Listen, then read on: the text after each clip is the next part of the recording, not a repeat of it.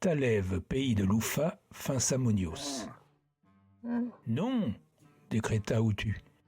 Qu'est-ce qui vous pose un problème encore? Le pirate était adossé à un tonneau, tirant sur sa pipe, à l'ombre de l'oribus qui flottait au-dessus. Kémia et Nadia étaient campées devant lui, équipées, prêtes à partir. Toutes les deux étaient nerveuses. Aucune n'avait pu dormir. Kémia était restée recroquevillée dans un coin, sursautant au moindre bruit.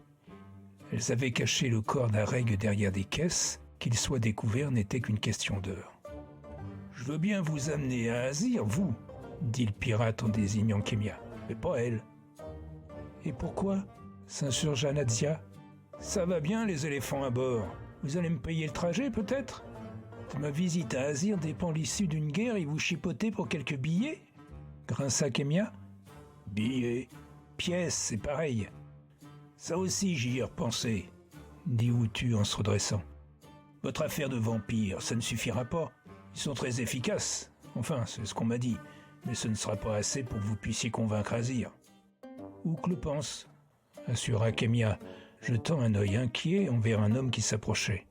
« C'est pas parce que Ouk le pense que c'est la vérité. D'ailleurs, regardez ce qu'il envoie pour rassembler des troupes. Une femme. »« Les femmes sont capables de bien des choses, » dit alors l'homme qui les avait maintenant rejoints.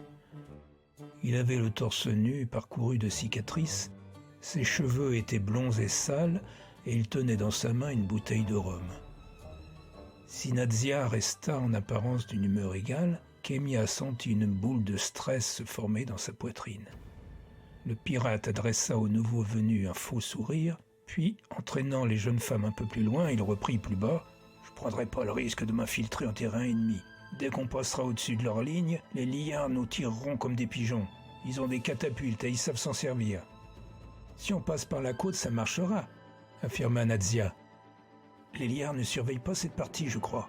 La forêt des Astes n'est pas tombée et elle donne sur la mer. »« Vous êtes stratège militaire, vous ?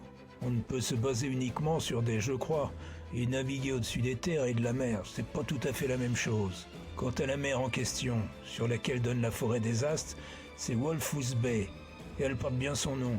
Il est impossible d'amérir là. Le vent est si fort sur la côte ouest en cette saison qu'on serait écrasé contre les falaises. Très peu de marins en sont capables, pour ne pas dire presque aucun. « J'en connais un qui le pourrait, » dit entre deux gorgées l'homme qui les avait suivis. « Veuillez m'excuser, monsieur, c'est une conversation privée, » répondit Outu d'un ton sec. « Et si j'étais vous, je leur ferais confiance, » enchaîna l'homme en désignant les deux femmes. « Elles savent se débrouiller, très bien même. » Nadia et Kémia échangèrent un regard terrifié. « C'est le mot privé que vous n'avez pas compris ?» s'enquit le pirate en frappant sa pipe dans la paume de sa main. « Vous parliez d'argent tout à l'heure, » continua l'homme.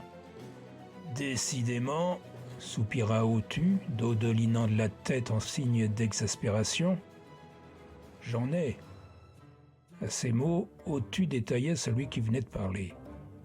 Son visage s'éclaira d'un grand sourire, et ôtant son chapeau pour le saluer, il dit « Mes oreilles sont à vos pieds. Qu'est-ce qui vous ferait plaisir? J'ai de tout. Tonneau d'alcool, épée, un joli collier pour madame. J'aimerais que vous m'emmeniez avec vous. » « Ben voyons, » s'énerva Outu. « Moi et quelqu'un d'autre. Non mais dites, ça va bien, hein. Je suis pas une compagnie de diligence. Et d'abord, qui êtes-vous, monsieur ? Comme je vous le disais tout à l'heure, je connais un pirate qui sait comment amérir à Wolfus Bay. » Outu fronça les sourcils. « Alors d'une, ça ne répond pas à ma question. De deux, grand bien vous fasse. Allez donc le trouver. Et je suis disposé à vous payer une jolie somme si vous m'emmenez à lui. Je suis également prêt à payer pour cette demoiselle qui semble aussi avoir besoin de ses compétences. Bah tiens, écoutez monsieur, tout ça, c'est ce qu'on appelle du baratin, et je m'y connais. Je suis un très bon baratineur. Tenez, pas plus tard que ce matin, j'ai vendu un buste d'Igia pour le triple de sa valeur en prétendant que c'était du marbre. Enfin bref, il n'y a qu'un seul homme, un seul, capable d'accomplir un tel exploit. Et c'est du grand art, croyez-moi. Cet homme, c'est Calico Bart. »